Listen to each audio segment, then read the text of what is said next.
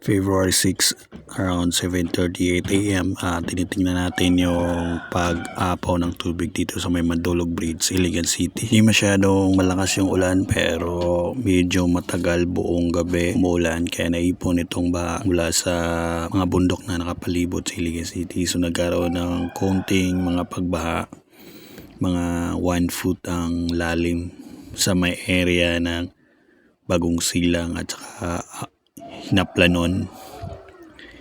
So ito yung parang aftermath kasi kaninang gabi yung pinakamalakas.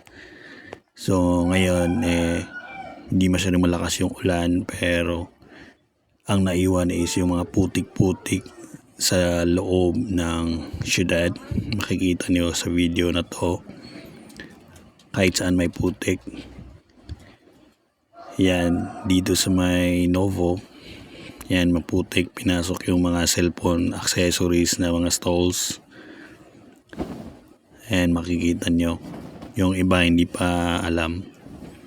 At sa may wet market, medyo elevated yung pero pinasok yung iba, yung medyo mababaw yung elevation.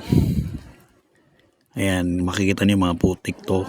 Yung buong kalsada maputik yan. Yung ulan pawala-wala. Minsan may ulan, minsan wala.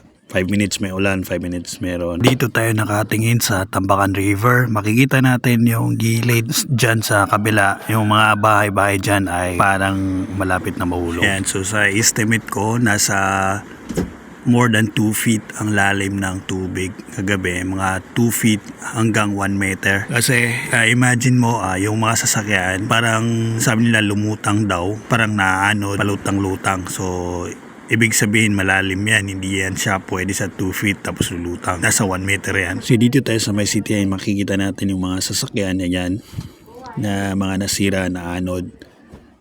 Ayan, makikita niyo yung Hilux na yan, sira yung front. Yan yung mga basura, yan yung mga sasakyan na napalutang-lutang kaninang gabi. Nagmisto lang, nagkarambola na mga laruan. Daming basura.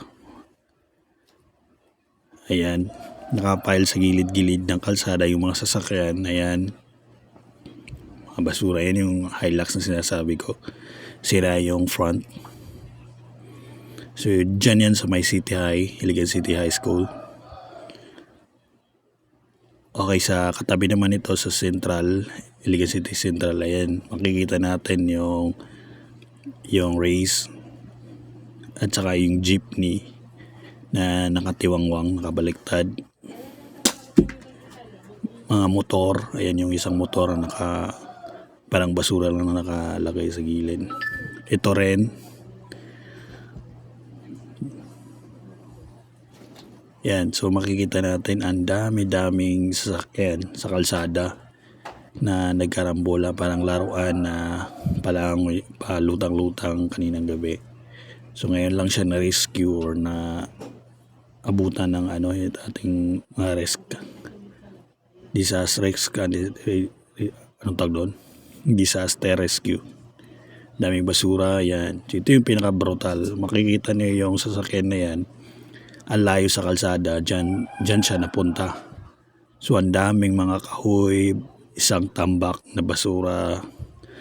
Ayan, malapit ito sa tapat ng veteran, yung old veteran office, malapit sa Capitol. Ayan, so ito yung Hilux, yung brutal na napinsala. Makikita niyo yung malaking poste ng kahoy. Yan yung nagpasama ng sitwasyon. Yan yung parang kumulata sa sa mga sasakyan.